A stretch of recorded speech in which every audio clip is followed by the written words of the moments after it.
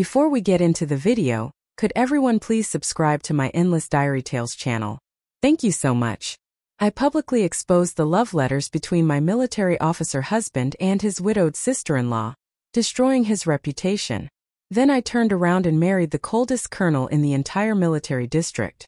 The winter of 1987 was bitterly cold. Snow mixed with the cutting wind slashed across my face like knives. I held my daughter, her small body already frozen stiff in my arms as I knelt at the gate of the military compound, screaming again and again, "Michael, come out! Give me back my daughter!" Inside the iron gate, the lights were bright and warm like spring. They were holding a lively engagement banquet for my husband, Captain Michael Carter, and his pregnant sister-in-law, Emily Brown. Yes, an engagement banquet, and it was happening while my daughter was burning with fever, desperately needing money for the hospital in the city. My newly promoted husband had taken all of our savings to pay for Emily's prenatal care. He said that the baby in Emily's belly was the true heir of the Carter family. He said the daughter I gave birth to was nothing but a worthless burden. I will never forget Emily's delicate, pitiful face that night. She leaned against Michael's chest, one hand resting protectively on her pregnant belly, and said softly, "Don't blame me, Anna. My health has always been weak."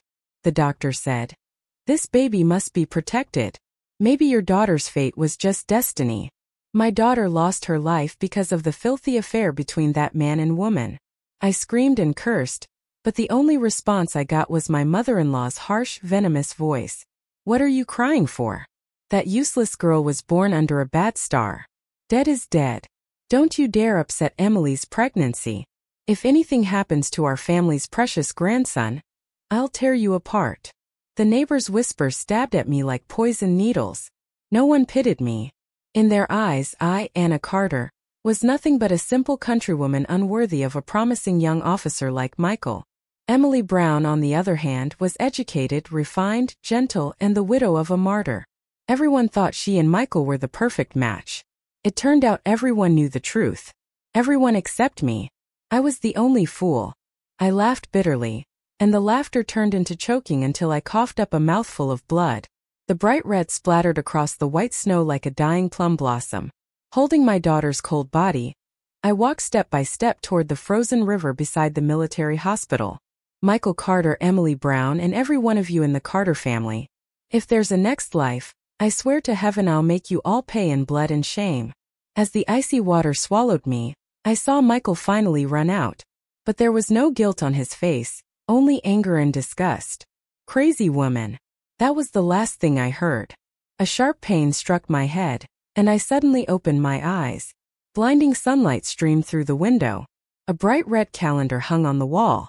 June 12, 1985. I had been reborn back to 2 years earlier. I sat up abruptly and touched my belly. It was flat. My daughter hadn't been born yet. Looking around the small, familiar bedroom, I saw the big red wedding symbol still pasted on the wall. The air carried a faint sweet scent of snow cake, the kind Emily loved to make. I remembered this day clearly. It was the day Michael was promoted to deputy captain, and the family was holding a celebration dinner for him. And that night, I accidentally discovered the indecent love letters between Michael and Emily. But back then I was too naive. I chose silence. I chose to believe Michael. I chose to pity that poor widow. My foolish forgiveness only led to the tragic deaths of my daughter, and me 2 years later. This time I won't be stupid again. The door opened and my mother-in-law, Margaret Carter, came in carrying a bowl of steamed egg custard. A fake sympathetic smile was on her face. "Anna's awake. Eat this while it's hot. Your health is weak. You need to rest and build yourself up so you can give our Carters lots of descendants," she cooed. I looked at her and felt nothing but ice. It was because of this woman that in my last life I had watched my own granddaughter burn to death for lack of money for treatment while she and her precious golden grandson were cared for. I took the bowl, and with her hateful eyes on me, I poured the scalding custard straight into the chamber pot at the bedside. "I'm not eating," I said coldly. Margaret's face fell instantly. "What kind of madness is this? I made that for you out of kindness. Your mother did." I raised my head and stared straight at her. "Did you give a bowl of that to my sister-in-law too?" Margaret's eyes flickered away. Then she started yelling piously. Your sister-in-law is a martyr's widow and far weaker than you. I'm only looking after her more. How dare you, as a sister-in-law, argue with her? I'm not arguing, I said, smiling slowly in a way she couldn't understand. I was merely reminding her that my sister-in-law was a widow. Yet, you feed her lavishly every day. Anyone who didn't know would think she's carrying a Carter heir. How dare you slander her? Margaret hissed like an angry cat, her voice sharp and venomous, spitting insults. I'll tear your mouth apart today. She lunged at me, claws out. I didn't dodge. I only looked coolly toward the doorway and called, Michael, how long are you going to watch this? At the door, Michael walked in a crisp new uniform, upright, handsome, full of swagger. He frowned with a trace of impatience. Anna just woke. Don't pick on her, he said, then turned to me with that condescending tenderness he always used, sounding almost charitable. Anna, I know you're upset, but it's not easy for your sister-in-law alone. We should be more understanding. Today's a good day for my promotion. Don't make everyone uncomfortable. It was always like this. Whenever there was any conflict between Emily and me, I was always the one at fault. He always expected me to be magnanimous, to be understanding.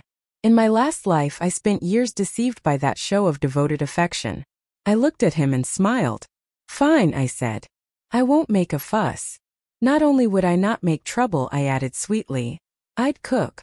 Personally, some good dishes for him and Emily to celebrate his promotion. Michael and Margaret froze. Clearly, they hadn't expected me to be so reasonable so fast. Satisfaction and relief passed over Michael's face. That's my Anna. Always so sensible. I sneered inwardly.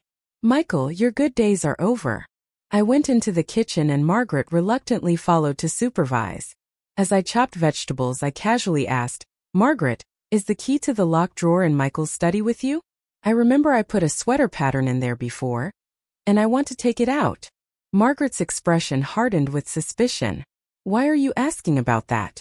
That's the place Aunt keeps important things. Don't go rummaging. Oh, come on, I said with an easy smile. What could I possibly steal from him? Military secrets. I passed the sliced meat to Margaret and added casually, it's just a pattern sheet. Nothing important, but if it's inconvenient, I'll wait for Michael to come home and get it myself. The more indifferent I acted, the more at ease she became. Enough. Just focus on your cooking, she muttered impatiently, waving me off before leaving the kitchen. I knew exactly what she was going to do, check that drawer. And that was exactly what I wanted because of course I had never put any sweater pattern inside it at all. Not long after, I heard Margaret rummaging through things in Michael's study, drawers slamming open and shut. A cold smile curled at the corner of my lips.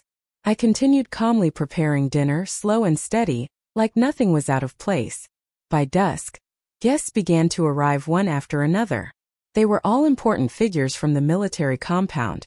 Senior officers, officials, and Michael's colleagues and superiors. The living room buzzed with voices and laughter, filled with excitement and energy. Michael stood proudly in his crisp uniform, shaking hands, smiling, basking in everyone's congratulations. He looked every bit the charming, ambitious young officer, glowing with success. Across the room, Emily Brown sat quietly in a corner, wearing a simple white dress, her light makeup emphasizing her soft, fragile beauty. Her gaze drifted toward Michael again and again, their eyes meeting in midair with tender affection. Her demure, delicate manner drew sympathetic sighs and admiration from the crowd. Captain Carter really is a man of honor, someone murmured. He takes such good care of his late brother's widow. Emily, such a pitiful woman, another agreed. So beautiful. It's a shame what she's been through, but she and Captain Carter look perfect together, don't they? Hearing that, Margaret Carter straightened her back proudly, her face glowing with smug satisfaction. I came out of the kitchen holding the last dish, taking in the entire scene with calm eyes.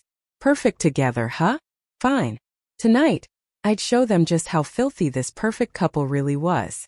I set the dish on the table and smiled warmly at everyone. Thank you, uncles, aunts, brothers, and sisters, for coming to celebrate Michael's promotion with us. To show my gratitude, I've prepared a little something special for tonight's entertainment. Every eye in the room turned to me. Michael frowned, clearly annoyed by my unannounced performance. But with so many people watching, he could only force a polite smile. "Anna, you're being playful again," he said tightly. Emily spoke next, her voice soft and gentle. "Oh, what surprise do you have for us, Anna?" I looked at her innocent face and felt my smile grow brighter. "It's a love letter from Michael and my dear sister-in-law for all of us to enjoy." The words hit like a thunderclap. The lively chatter died instantly. The air itself froze. Michael and Emily's faces went pale in an instant, and Margaret shot up, pointing at me with a trembling hand. "Anna Carter, you shameless woman. What nonsense are you spouting?" she screeched. "Nonsense," I said calmly. I slipped my hand into my apron pocket and slowly pulled out a thick stack of letters, holding them high. "Then, please everyone, listen carefully to how our esteemed Captain Carter pours his heart out to his beloved sister-in-law." I began to read aloud, my voice clear and steady. "My sweetheart, every time I'm in the barracks and think of you, I can't sleep. I wish I could fly back to you right now. Hold your soft body in my arms. That countrywoman is stupid and dull. She doesn't understand me at all. Only you are my true confidant, my soulmate." Each word rang through the air like a slap, sharp, echoing and cruel. The color drained from Michael and Emily's faces as if struck by lightning. The room fell into deathly silence. Then came the gasps, the whispers that cut through the still air like knives. Michael's face turned from white to red, then blue, his expression twisting like the colors of a storm. Michael lunged toward me, trying to snatch the letters from my hands, roaring, "Anna Carter, shut your mouth." I dodged him easily, stepping aside. "Why?" I sneered, afraid to face what you wrote. "These letters don't just confess your affair. They spell out everything. You two planned this from the very beginning. My marriage into your family was nothing but part of your scheme. And for what? So you, Michael Carter, could have 2 wives under one roof so that your dead brother's widow could give you a son to carry on the Carter bloodline." I laughed bitterly. "The monarchy's been gone for ages, Captain Carter. Are you trying to preserve the royal line? Sleeping with your own sister-in-law? How noble. Is that your brand of military honor? Is that how you repay the army for the trust they placed in you?" My words fell like iron ringing through the room. The faces around me shifted from shock to contempt to fury. Especially the senior officers from Michael's unit. Their faces had turned as dark as thunderclouds. In the military, moral conduct was everything.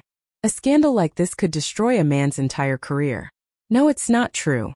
Emily finally snapped out of her daze, collapsing to the floor in tears. Her delicate face streaked with mascara and tears. "It's her. It's Anna," she cried. "She's framing us. She's jealous of the bond between me and Michael. She forged those letters to ruin us." She wept so pitifully that a few of the wives who knew her well began to waver. "Well, how can we be sure those letters are real?" one whispered. "Anna's always seemed quiet, but maybe she's more spiteful than she looks." I let out a cold laugh and slammed the stack of letters down on the table. "Forged. Perfect. Then let's have the paper and ink tested. Let's see whose handwriting it matches, whether it belongs to our honorable Captain Carter. And let's check the dates. You think a woman like me, freshly married from the countryside, could forge letters like these with the right paper stock from 2 years ago?" My gaze turned sharply toward Margaret Carter, who had gone pale as a sheet. "I took these from Michael's study, the locked drawer, and the only person who's ever had that key is my wonderful mother-in-law, Mrs. Margaret Carter herself. So tell me, how exactly did I steal these letters from a locked drawer I've never had access to? Did I sprout invisible hands?" Margaret trembled violently, her lips quivering, but no sound came out. Just this afternoon she had checked that drawer herself. It had been locked tight, everything in place. She couldn't comprehend when or how I could have done it. Of course I didn't tell her the truth. That I had secretly made a duplicate key weeks ago when I was washing one of Michael's old jackets that happened to have the key tucked in the pocket. Michael and Emily's faces had turned ashen. The web of evidence was complete.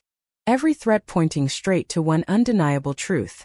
They were guilty, shameless lovers who had betrayed everything sacred. And then, just as the silence grew unbearable, a deep authoritative voice cut through the air from the doorway.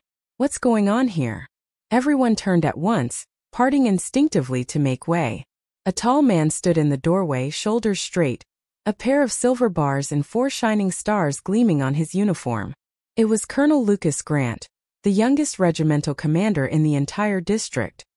His expression was cold, his sharp eyes cutting like blades, and the commanding aura around him silenced the room in an instant. Colonel Grant's gaze swept across the crowd before stopping on me, and then on the letters scattered across the table. Michael's superior, Commander Lee, wiped the sweat from his forehead and hurried forward, stammering, "Colonel Grant, sir, you're here. This is just a small domestic matter, a family dispute." Colonel Grant picked up one of the letters, glanced at it briefly, and his expression darkened immediately. "An officer," he said in an icy tone, "involved in feudal corruption and adultery. Adultery with his sister-in-law. Disgracing the honor of the military. That's what you call a family matter." Sweat poured down Commander Lee's temples. Anna didn't dare to say a word. Michael Carter looked at Captain Lucas Grant as if seeing both a savior and an executioner. Grant was famous across the entire military district for being iron-faced and incorruptible. He despised men with moral stains more than anything. Bookmark. Go back. Colonel Grant. It's not true. She set me up. This venomous woman, Michael shouted hoarsely. Lucas Grant's cold gaze sliced across him, and Michael fell silent instantly. "If there's been a setup, the Discipline Inspection Division will investigate," Luke said evenly. His tone was calm but carried the weight of unshakable authority. Commander Lee straightened and barked. "Effective immediately, Michael Carter is suspended. All his duties are to be sealed and handed over to the disciplinary committee until the results come out. No visits, no private contact of any kind." "Yes, sir," 2 guards responded in unison. They stepped forward, one on each side, and hauled up Michael, whose legs had turned to jelly. It was over for him. With Lucas Grant handling the case, it would never be swept under the rug. His military career was finished for good. Emily Brown gave a piercing scream, rolled her eyes and fainted right on cue. Michael's mother, Mrs. Carter, burst into tears, throwing herself toward me, clawing at the air. "Anna, you wretched harbinger of death. You've destroyed our family. I'll kill you." Neighbors restrained her tightly as she struggled and spat curses. I stood there watching the chaos unfold. My expression was blank, my heart calm. No pity, no hesitation. Only the cold satisfaction of revenge well served. Destroy the Carter family? I thought this is only the beginning. As the room filled with shouting and confusion, I turned to leave that foul, suffocating place. But before I could take a step, a strong hand caught my wrist. I turned and met a pair of deep, unreadable eyes. It was Lucas Grant. In his other hand, he held my household registration booklet. The same one I'd thrown on the table earlier to prove my marriage to Michael. "Comrade Anna," he said quietly, his voice still cool, but with something different this time. Something almost gentle. "Do you need me to arrange housing for you?" I froze. The military compound homes were allocated according to rank. With Michael suspended, I'd soon lose that house. And I, a woman from the countryside with no family here and barely a few dollars to my name, had nowhere to go. In my last life, when I was thrown out of that home, I'd ended up renting a damp, windowless basement room in the city.